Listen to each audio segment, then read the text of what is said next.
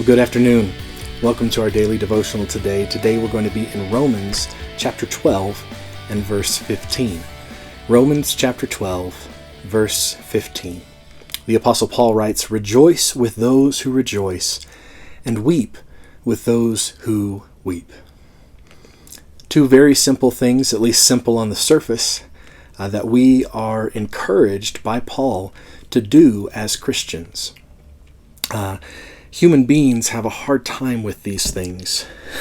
When someone is rejoicing, we ought to rejoice with them. When they're glad, when they're happy, when they're excited about the things that are going on in their lives, we ought to rejoice with them in their excitement, in their joy. Whenever someone is announcing an engagement or the birth of a child, we ought to rejoice in those things. When someone is sad, when they're weary, when they're weeping, when they're suffering, when they're feeling pain, we ought to, as Christians, suffer with them. We ought to be empathetic and sympathetic. We ought to show our care and concern for them and weep with those who weep. That doesn't mean literally shed tears.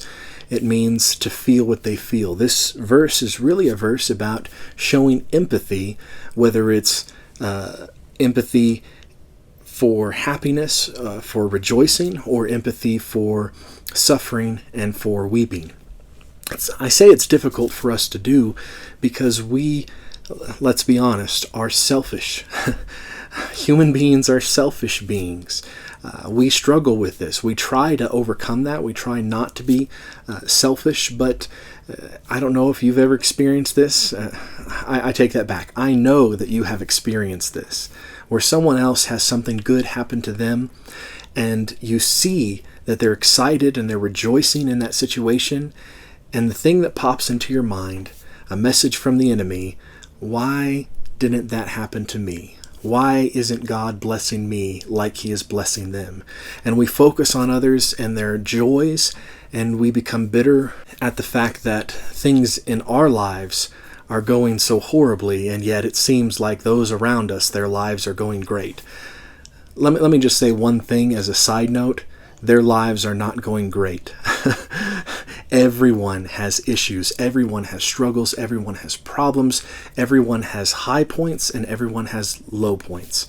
And so we need to look inwardly at ourselves and look at our motives and pray and ask God to change those if necessary.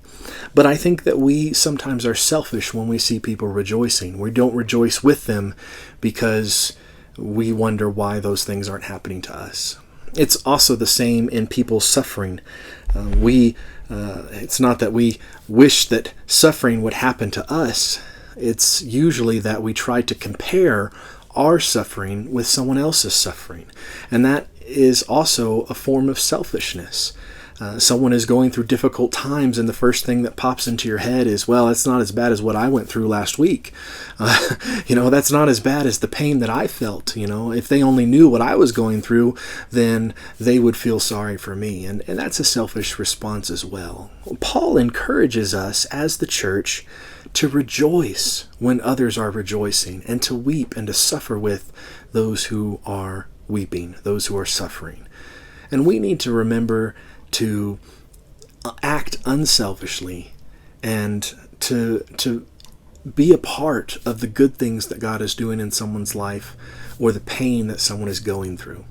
You can look around in our world and in our culture, and there are times where people are rejoicing, and there are times when people are weeping. And we have to be aware of each of those situations. And as Paul says, rejoice with those who rejoice, and weep with those who weep. Be that type of person as a Christian. Be that type of person as a human being. Rejoice with people when they are celebrating. Look at them and be happy for them, and ignore those messages that pop into your brain. And also weep and show empathy and show sympathy to people when they are suffering. I hope that we can do that, and I guarantee that if we do that, God will get glorified, and we will also be compassionate and loving people. And that's, of course, what Jesus said. They will know you are my disciples by your love for one another. I hope this encourages you today. Rejoice and suffer with those around you. God bless you.